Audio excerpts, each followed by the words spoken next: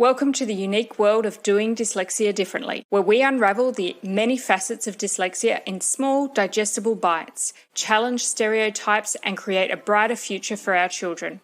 We'll focus on fostering your child's mindset, confidence, and self-esteem so they can reach their full potential in and out of the classroom. Let's challenge the status quo, break down the barriers, and unravel the spectrum of possibilities. I'm your host, Bernadette Haig, and together we can do dyslexia differently. Let's get started.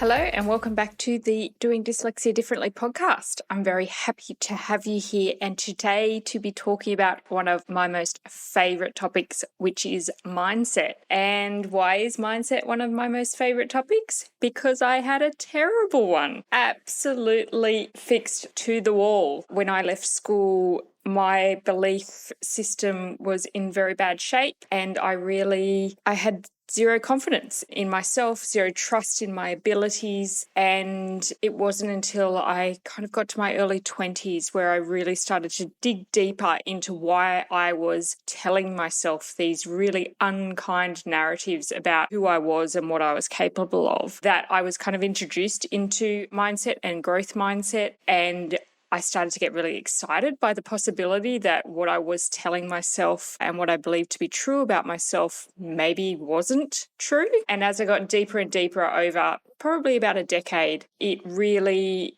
changed my life in indescribable ways. So it's something that I've never really let go of. I continue to work on my own mindset, my own belief system, and those kind of limiting stories that we tell ourselves. I don't believe that there is a cure or a fix for it, but I'm certainly in a much better place than I was 10 or 20 years ago. So I love to talk about it and I love to share this information. And one of my really passionate goals, particularly with Daring Dyslexic, is to share this information with parents and educators to help our children now, so they're not in a position like I was in my adult years where it took a considerable amount of deep work to shift something that maybe if I was helped or supported a little bit differently as a child, that wouldn't have been the case. So when we talk about mindset, it really is that lens in which we see the world. And if you think about it from, if you were to physically put a coloured sheet in front of your face and all of a sudden the world goes blue, and then if you change that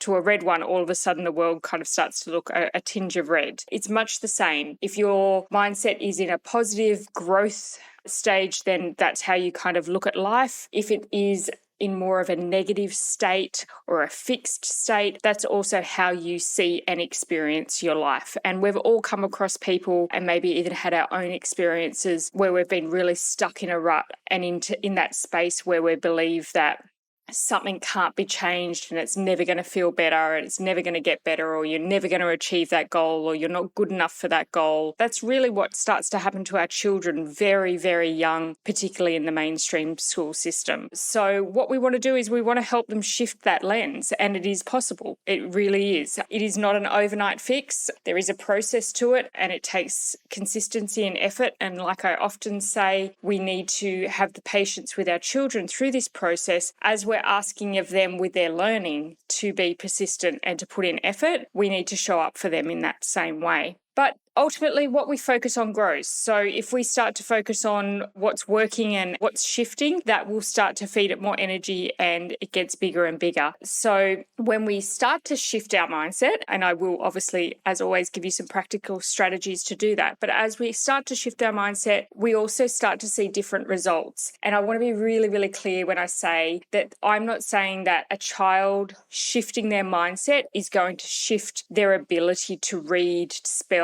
and write. There is still the challenges that exist for a child, particularly with dyslexia, that they need to overcome. And we will talk about that a little bit later. But what the mindset will shift is how they perceive those problems, how they face those problems, how they regulate their emotions towards those problems, and whether they decide to give it another go or whether they decide to quit, whether they decide to persevere or whether they tell themselves, no, they're never going to do it, whether they enjoy the process or whether they do it begrudgingly, whether they set a slightly bigger goal next time or whether they keep themselves small because they're so afraid to fail. That's what a mindset shift really changes for our children. So it's how they deal with those setbacks. It's really that persistence piece and the focus on effort and continual effort towards their goal. It's the impact on when they're really feeling down and that story that they tell themselves as to whether they do keep going, whether they do show up, whether they do go to school that day, how they interact with their friends. It starts to impact confidence and self-belief, that trust. Like I mentioned before, I had no trust in my own ability capabilities in the way that I showed up, particularly within literacy-based tasks. And ultimately, there became this fear of failure. So that fear of failure means, and I'm sure a lot of you probably see this within your children, I can't try. I don't want to even try because I'm so scared. I've been told so many times that I've got it wrong, that I've made a mistake. I can't even show up and try anymore because that fear is paralyzing. So this is really, truly important work. I'm very, very passionate about it. It comes hand in hand with what we do to support our children from a literacy perspective. But what I also say is once I could read and write proficiently, this mindset stuff stuck with me well into my adult years until I took the reins and said, no more. I don't want to feel like this. So I do believe that this work is just as important as what we do from an academic intervention perspective, because it has the ability to shape and shift the trajectory of a child's life. So the deeper we go into the more fixed beliefs, the more we hold ourselves back. And for a young child, as I have discussed and I knew personally, this really completely changed the choices that I made in friendships, in activities I chose to do, the way that I completed or didn't complete assignments. I completely avoided reading altogether. How I managed to get through high school, I'm not quite sure. It really does have a profound impact. The other side is a child that has a growth mindset. And for a lot of parents, this probably feels like some unicorn of like, how does a child with dyslexia have a growth mindset? But I promise you this does exist and this can happen. But it does. It takes work and it takes modeling. It takes us showing them that this is a better way and this is going to serve them and it's going to help them and they're going to feel better when they start to see the world through this different lens. But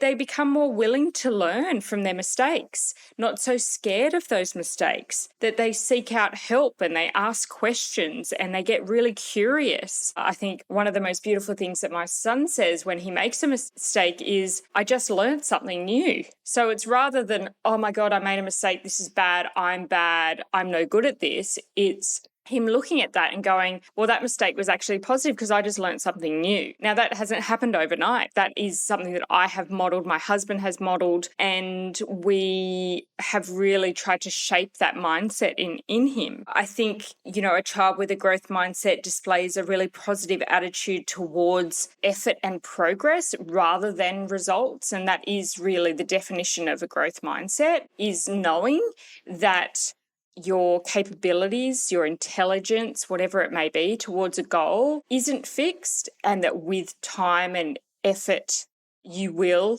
make progress. And it's really trusting in that. And I think for a lot of our children, they just don't yet have the evidence that they can and that they will. So we will talk about that as well in terms of actual strategies. So I want to give you a few brief but effective strategies to help start to shift into a growth mindset if this is a challenge for your child, and I'm going to assume it likely is. So I just mentioned previously that the first and foremost is really making sure that whether you're a parent, a carer, a teacher, therapist, is that you're modeling a good mindset yourself. So what happens when you make a mistake? Are you beating yourself up about it? Or are you looking at that mistake and going, wow, yep, I learned something from that, I won't do that again, or I'm going to do it differently next time, or maybe that was a bit tricky, so maybe I'm not using the right strategy. Let me think about what else I can do, and workshop that sort of stuff with your children, in front of your children. Like, there's no shame in that. So it's really understanding how you perceive mistakes or failures and how you talk about failure in your household. And I know this can be really tricky for some parents, particularly those that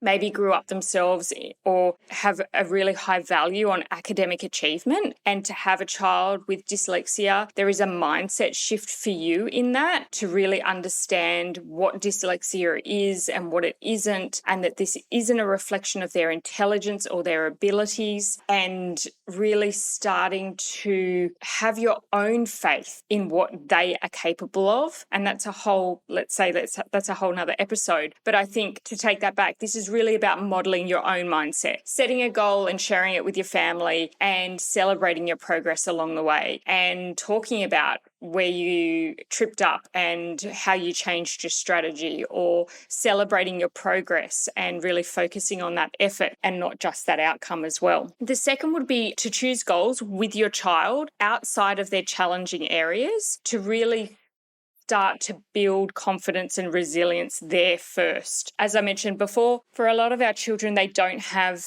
the evidence that they can succeed and that their ability isn't fixed. So I do talk lots about focusing on strengths. And this is why, because we're starting to give them evidence that they are capable and they do have strengths and that they can achieve their goals. And so take them away from the academic goals for a minute and think about, whether it be a sporting pursuit or something artistic, and if you feel like they don't show a passion in any area of life, and I know this has come up a lot in the community, start really, really small. Maybe they'd like to bake a cake. Maybe they want to build the next level up for a Lego figure, or maybe they really want to be able to draw, but they can't. So we get onto YouTube and do some tutorials together. Just start really small, but get some wins on the board for them. Really starting to build that confidence and self-esteem, but also that persistence of like, I did that,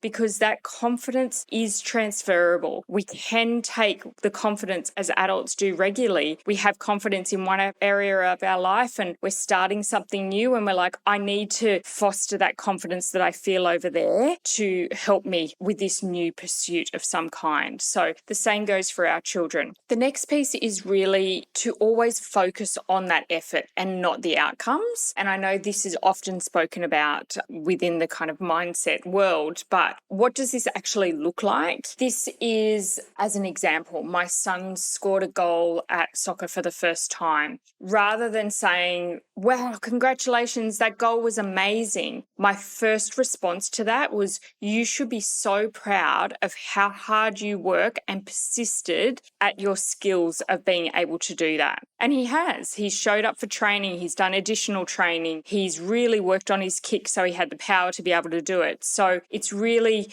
reminding him that that didn't just happen. That wasn't a skill that he just had, that he woke up one morning and all of a sudden he was able to kick a goal like that. That was something that he had worked on for months because he wanted to do it. So it was reminding him that, one, he should be proud of himself. Doesn't matter how Dad or I feel, yes, we're proud, but first and foremost, he should be proud of himself. And secondly, a reminder that you showed up for yourself and you can trust yourself to do what it takes to achieve your goals. So I think it's really focusing on how they show up for themselves, how they show up for their goals, how they persist, regardless of whether they get the goal or not. It really is irrelevant. And this is, I've spoken before about, school reporting, that I have a very different view on it, but sharing my thoughts of his ability to show up and continually improve based on his own progress. And it's irrelevant where he is compared to his peers, but where he was at the beginning of the year and where he was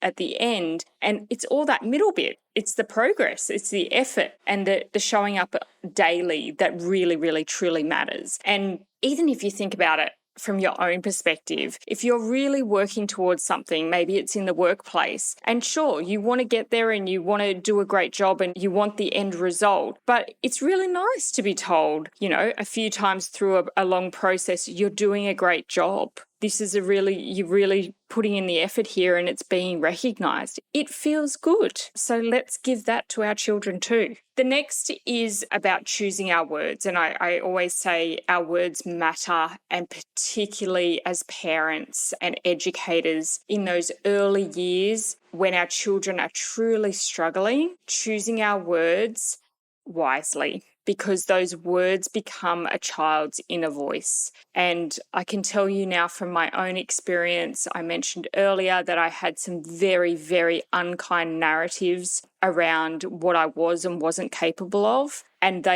all of those stories were created by an adult, different adults throughout my childhood that had told me negative things about myself. And it wasn't repetitive. It was once or twice. It was tone. It was frustration. It was anger that was projected onto me. And over years, that just built up and built up and built up. And the evidence for the little girl was, well, it must be me. I must be the problem because this is a consistent narrative that I'm hearing from the grown-ups. So I think it's really, really important that we choose our words wisely. We do all slip up, and I sent an email out to the Weekly One community just this week about apologising and the power of apologising to our children. When we slip up, we make a mistake. I do it too. Nobody is perfect. But it's that self-awareness to go, that wasn't the best thing to say.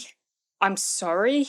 I'm going to choose again. What I want to say in this moment is XYZ, and really just taking a moment to breathe and regulate yourself and show up for your child and offer that apology to say that's not what I meant. And I'm sorry I said that. So please don't think you need to be perfect and that it's, irreversible damage, because it's not. And I think having the humility to be able to apologize to a child is something very rare and very, very important. The next thing I wanted to say is really about that academic intervention that I spoke about earlier as well. It's so important. An integral part of this is to make sure that our children are getting the support that they need from an academic intervention perspective, because really no amount of mindset work is going to help a child who isn't being taught the way that they learn. For so many of our children, they are showing up into a school environment that is psychologically unsafe, and